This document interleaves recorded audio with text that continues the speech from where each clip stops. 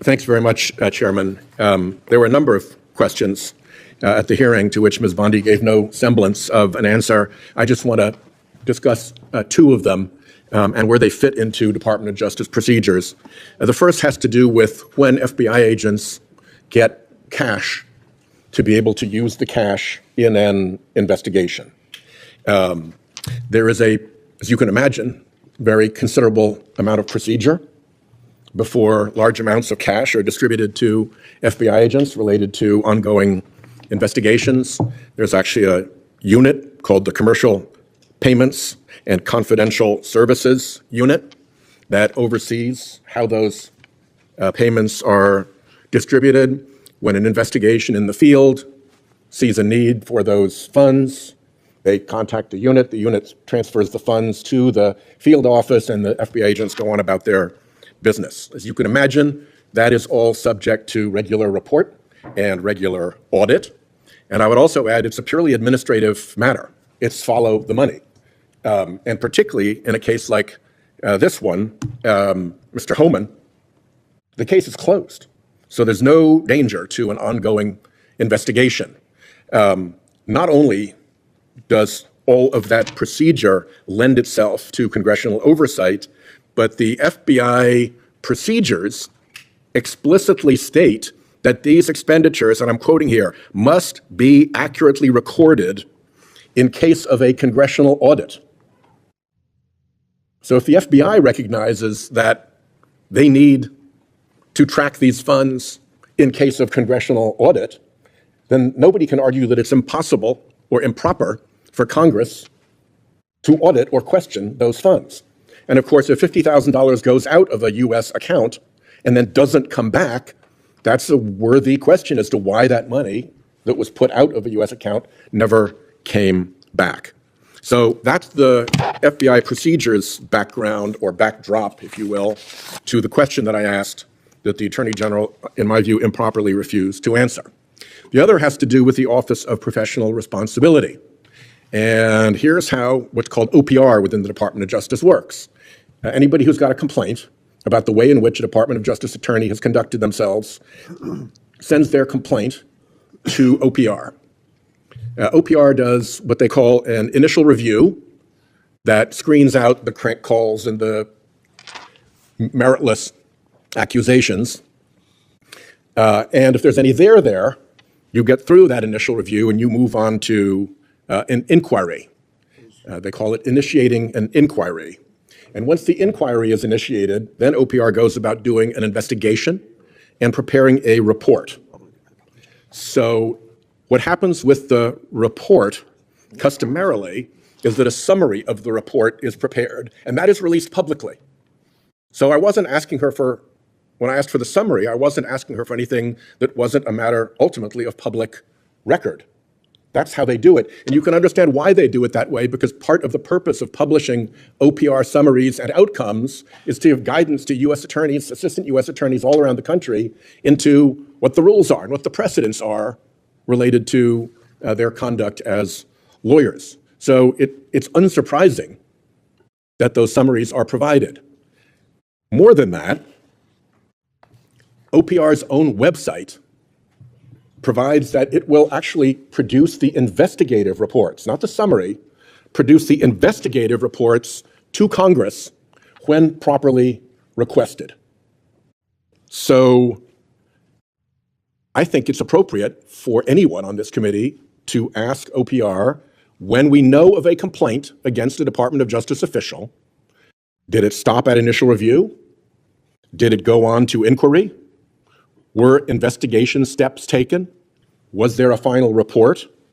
Show us the public summary, and we are requesting the investigative report. That seems just completely ordinary. And for that reason, I would hope that the committee generally, knowing that this goes back and forth, would support my pursuit of actual answers to those very simple questions that the Department of Justice itself acknowledges Congress has the right to get. So thank you for letting me make that statement. I hope that clarifies what is going on here. I do not intend to give up on answering these questions just because, well, let me say, I'm married to a marine scientist. And one of our big products offshore from Rhode Island is squid. And what squid do when they feel threatened is they squirt out a jet of ink and then they zip away, leaving the little cloud of squid ink in the hope that that distracts from the squid itself. And I think we got a lot of squid ink from that chair, from the Attorney General, rather than real answers. And I think we're entitled to real answers. And in these two cases in particular, Department of Justice procedures concede that Congress is entitled to answers. So thanks for hearing me out. Thank you. Senator Sheldon Whitehouse isn't exactly known for flashy rhetoric. He's known for precision, for treating power like a cross-examination. And in this exchange, that skill was on full display as he laid out, point by point, how Pam Bondi failed to answer the most basic questions during her confirmation hearing. Now, here's what makes this so important. Whitehouse wasn't asking political gotchas. He was asking about process, about the mechanics of how the Department of Justice handles cash for FBI field operations and internal misconduct reviews. These are not partisan issues. They're oversight fundamentals. Let's start with the first one, the question about FBI cash distribution. When agents need cash for an investigation, it doesn't come from some mystery fund or black bag. There's a clear, trackable process that involves a unit called the Commercial Payments and Confidential Services Unit. They authorize, transfer, and audit those funds. Every transaction is recorded, and the rules even specify that those records must be available for congressional audit. So when Whitehouse asked Bondi a simple oversight question, where did that money go and why wasn't it accounted for, he was citing the FBI's own policy. And Bondi refused to answer. Think about that. A nominee for Attorney General refusing to even acknowledge the procedures that the Justice Department itself enforces. Then came the second question, about OPR, the Office of Professional Responsibility. That's the watchdog inside DOJ that investigates misconduct by federal prosecutors and agents. Whitehouse wasn't fishing for secrets. He asked for something that, by DOJ's own standard practice, is supposed to be public, the summary of the investigation and the report that Congress is entitled to review. Again, that's not a radical request. That's how accountability is supposed to work. The summaries exist to set precedents, to guide attorneys, to remind every U.S. attorney that their actions have ethical boundaries. And yet, Bondi wouldn't even confirm whether OPR had taken the complaint seriously enough to investigate. That's where Whitehouse used a metaphor that perfectly captured her evasiveness. He compared Bondi's testimony to a squid releasing ink, a distraction cloud to cover its escape. Because that's exactly what we saw in that hearing, a nominee squirming away from transparency, hoping to drown simple questions in procedural fog. But Whitehouse's message went beyond Bondi. It was about the health of democratic oversight itself.